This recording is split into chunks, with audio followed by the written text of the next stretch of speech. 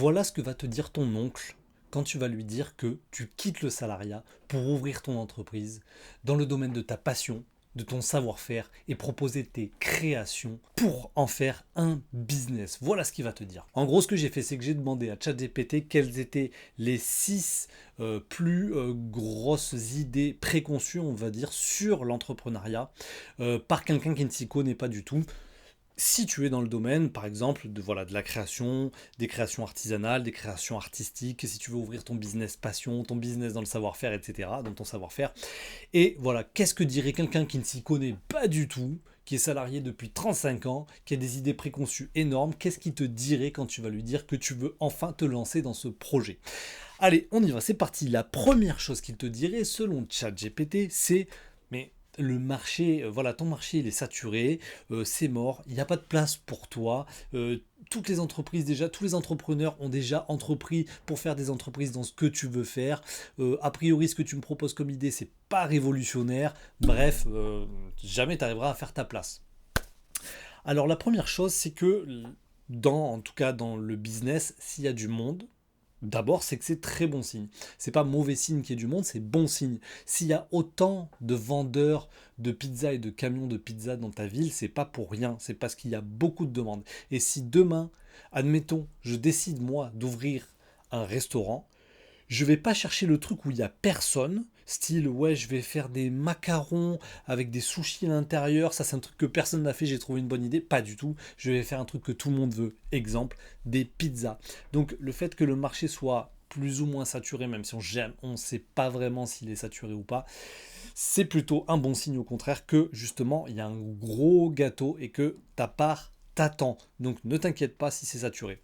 Ce que je voulais te dire aussi, c'est que tout simplement, si un marché était saturé et que du coup aucune concurrence était possible, pourquoi est-ce qu'on verrait encore pourquoi est-ce qu'on verrait des nouvelles, par exemple, marques d'habits naître? On verrait plus de marques de t-shirts, on verrait plus de marques de pulls, on verrait plus de marques d'habits, tout simplement depuis le temps que les habits existent et que des entreprises proposent des habits. Tu comprends bien que si c'était un marché qui était saturé et qu'on ne pouvait plus rien y faire, on verrait plus jamais apparaître de nouvelles marques d'habits. Cependant, il y en a tout le temps qui ouvrent. Pourquoi? Tout simplement parce que tu peux utiliser ta créativité pour faire vraiment la différence. Tu peux utiliser le fait que tu fais des produits artisanaux, des produits faits main, quelque chose de nouveau, quelque chose de peut-être de très haut de gamme. Voilà, une nouvelle expérience, une nouvelle manière de voir peut-être le produit. Donc tu peux te démarquer, même si des niches sont déjà bien attaquées, saturées, on va dire, là tu pourras quand même faire ta différence. Deuxième chose que ton tonton adoré pourrait dire, c'est que, mais tu veux commencer ton entreprise, tu as 500 balles, 1000 balles de côté. Mais non, il te faut au moins 20 000, 30 000, il faut que tu ailles voir une banque, il te faut un capital de côté, il faut que tu démarres avec des locaux, il va falloir que tu emploies. Ça, c'est un truc qu'on entend tout le temps, qui est effectivement une idée préconçue, complètement fausse. Maintenant, on peut commencer avec beaucoup moins. Je t'explique, moi par exemple, je ne sais pas si c'est absolument la meilleure des choses à faire pour commencer une entreprise. Tu peux aussi commencer, effectivement, si tu as un capital très fort de départ, tu peux peut-être prendre des gros risques et puis avoir des hauts gains. Ça, c'est très possible. Moi, personnellement, j'ai commencé avec 1000 balles. Voilà, tout simplement, j'ai fait ma première commande d'instruments, je les ai préparés, j'ai testé un peu le marché, j'ai vu qu'il y avait une petite demande. 2000, bah, grâce à 1000 balles, j'en ai fait 1005. Avec 1005, bah, j'en ai mis 500 pour préparer une nouvelle commande, et j'en ai gagné encore 500, et puis 1000, et 2000, et 3000, et 4000, etc. Et en partant doucement, tu as aussi l'avantage de croître doucement. Et donc, du coup, tu rencontres certains problèmes par palier. Et donc, du coup, t'es pas un peu dans un mode où tu marches un petit peu sur un fil comme ça et que tu prends un risque incroyable avec une possibilité de mourir à tout moment, tu vois. Tu peux tout simplement commencer doucement, croître doucement, atteindre rencontrer certaines difficultés, mais pas trop dur pour toi, et finalement les dépasser petit à petit et réussir à avoir une croissance plus lente, mais vraiment quelque chose d'homogène et de beaucoup moins dangereux. Donc si tu n'as pas 3 milliards pour commencer ton entreprise, c'est pas grave du tout, tu peux commencer doucement. Ensuite, troisième chose, c'est que en fait, il n'y a que le talent qui marche. Voilà, si t'es pas talentueux, ou si t'es pas le meilleur et si t'es pas un génie, en gros, laisse tomber. Je veux dire, par exemple, voilà, t'es dans la musique, si t'es pas Mozart, tu laisses tomber. Si t'es dans la peinture et que t'es pas Van Gogh, laisse tomber. Alors, par exemple, je prends l'exemple de la peinture, le nombre de gens qui peignent incroyablement bien et qui ne vendent rien, et le nombre de gens qui peignent moyennement et qui, final, vendent énormément. Ça, c'est même extensible à tous les domaines. Donc tu peux être bon dans ton domaine, tu n'es pas obligé d'être un génie dans ton domaine. Par contre, il va falloir que tu compenses, entre guillemets, on va dire, même pas que tu compenses, mais il va falloir que tu allies ça avec des leviers marketing, commerciaux, un peu de stratégie commerciale. Tu dois créer justement ce que je dis tout le temps, c'est un écosystème qui va t'aider à vendre, à avoir une stabilité, une augmentation de ton chiffre. Au contraire, seul le talent ne suffit pas. Avoir un grand talent, tu peux complètement foirer ton business. D'ailleurs, au passage, tu peux cliquer dans la description, j'ai préparé toute une formation sur comment vivre de sa passion, pourquoi vivre de sa passion, comment créer ce business passion qui brûle au fond de toi, que tu as envie de lancer, que tu rêves de lancer, ou si tu as déjà lancé ton business, comment en vivre mieux, comment réussir justement à avoir des ventes stables et réussir justement à faire une entreprise et à être ton propre patron dans le domaine qui te plaît. C'est dans la description, tu cliques et puis voilà, tu obtiens ta formation gratuitement. Il y a une quatrième idée préconçue, c'est que voilà, ton oncle, il va te dire que t'es pas assez doué en business. T'as jamais fait du business de ta vie, t'as jamais fait de vente, t'as jamais fait de commerce, t'es pas doué là-dedans. Une entreprise, c'est du business et c'est de la vente. Donc, tu vas forcément te cracher. Alors là, je vais être beaucoup plus mitigé, c'est-à-dire que je pense que effectivement, si tu ne fais pas de marketing, pas de business, pas de vente, effectivement, là, je pense que tu es cuit, l'entreprise peut couler tranquillement. Si tu comptes seulement sur ton savoir-faire, sur le fait que tu es meilleur, que tu es plus précis, que tu es un artisan avec un niveau plus élevé de compétences que l'autre, que tu es un artiste qui dessine mieux, que tu es plus... Tout ça, en fait, à un moment donné, tu vas être confronté au fait qu'il faut que tu fasses du marketing, du business et du commerce. Donc si tu n'as pas ça, effectivement, je suis d'accord, tu vas pas t'en sortir. Le seul truc, c'est que là, voilà, ils disent que si tu n'es pas doué en business, tu n'as pas besoin d'être doué en business. Tu as besoin d'être bon dans ton domaine dans lequel tu vas proposer tes produits. Et tu peux aussi commencer à vendre en étant débutant. Moi, quand j'ai commencé mon entreprise, j'étais pas du tout, je savais même pas ce que c'était un site internet, je savais pas ce que c'était une newsletter, je savais pas ce que c'est, 1000 choses que je ne savais pas faire dans ce domaine-là. Et ça m'a pas empêché d'y arriver à vendre et surtout de remarquer qu'en fait, il faut juste certains basiques que même un débutant peut commencer à faire dans tout ce qui est business et commerce.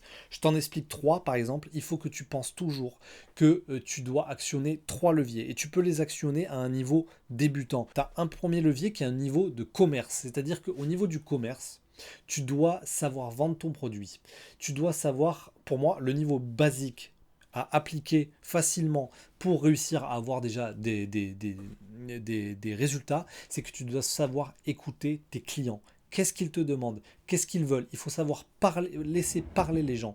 C'est une vraie compétence, laisser parler les gens et surtout bien écouter ce qu'ils t'ont dit, ce qu'ils veulent comme produit et essayer de retranscrire ce qu'ils viennent te dire pour essayer d'avoir leur validation en retour. Ça, c'est une simple compétence commerciale, mais qui va beaucoup t'aider. C'est tout simple, ça, à actionner. Ensuite, par exemple, tu as un deuxième levier, c'est le levier marketing. Là, le levier, le niveau le plus simple de ce levier-là pour l'actionner et pour du coup commencer à bien vendre, c'est juste très simple. Inscris-toi sur Facebook, sur Instagram et TikTok et poste tout ce que tu fais. Une fois par jour, allez, au minimum 3 fois par semaine. Minimum 3 fois par semaine. Point barre, t'as rien d'autre à faire. C'est pas des trucs de fou où je vais me mettre en scène, je vais faire du montage vidéo, je sais pas quoi. Non, tu prends en photo ce que tu fais, tu dis que c'est en stock et tu dis que c'est à vendre. Et c'est parti. Ça, c'est le niveau de base que tu peux réussir. Troisième levier qui est très important, c'est la stratégie marketing. Tout ça, ça peut paraître être des grands mots, mais pour moi, par exemple, le niveau un peu zéro de la stratégie marketing, mais qui est déjà le niveau 1, on va dire, de la stratégie marketing, qui fait que tu peux déjà faire la différence, c'est tout simplement ton positionnement.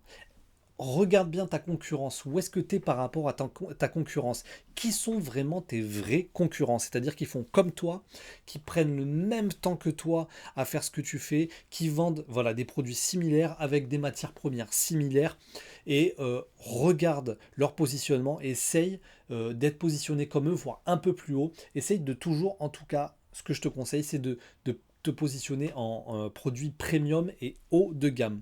Un catalogue petit de produits, de peinture, de tout ce que tu veux, et surtout des prix assez élevés et du haut de gamme. Ça, c'est des stratégies marketing toutes bêtes, mais c'est très important voilà, de se dire que il faut viser des produits assez premium, haut de gamme, avec des prix élevés. Et dernier argument que ton oncle va utiliser pour te dire de stopper tes rêves absolument et de ne pas croire en ce que tu peux réaliser, c'est tu vas perdre tout ton argent. Voilà, tu vas tout perdre, tout ce que tu as investi, etc. Et puis voilà, et puis si tu vas finir à la rue, tu vas, je sais pas quoi, bref, tu vas perdre tout ton argent.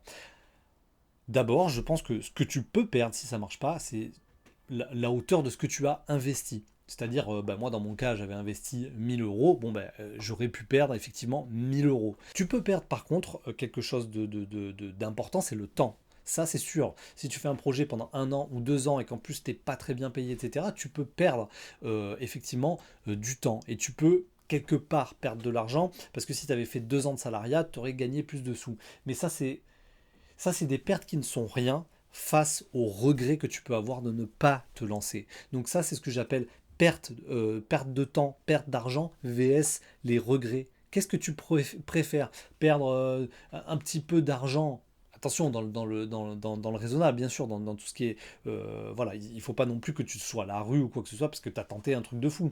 Mais si tu perds un peu d'argent, mais que tu as tenté l'action et que tu as tenté quelque chose tu avais vraiment envie de faire, qui te brûlait au fond qui te brûlait dans ton cœur, là, comme ça, que tu voulais absolument faire, au moins, tu seras allé jusqu'au bout. Tandis que sinon, tu vas peut-être arriver à 80 ans et te dire, oh non, mais j'ai fait une vie de salariat où j'avais un travail que je détestais.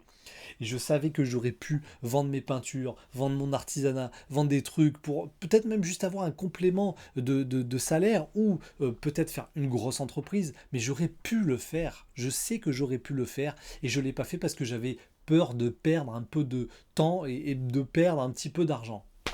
Ça, c'est le pire des arguments. Pour moi, il faut tenter, il faut foncer, il faut tenter cette aventure. Allez, à très bientôt. N'écoute pas ton tonton. À plus. Ciao.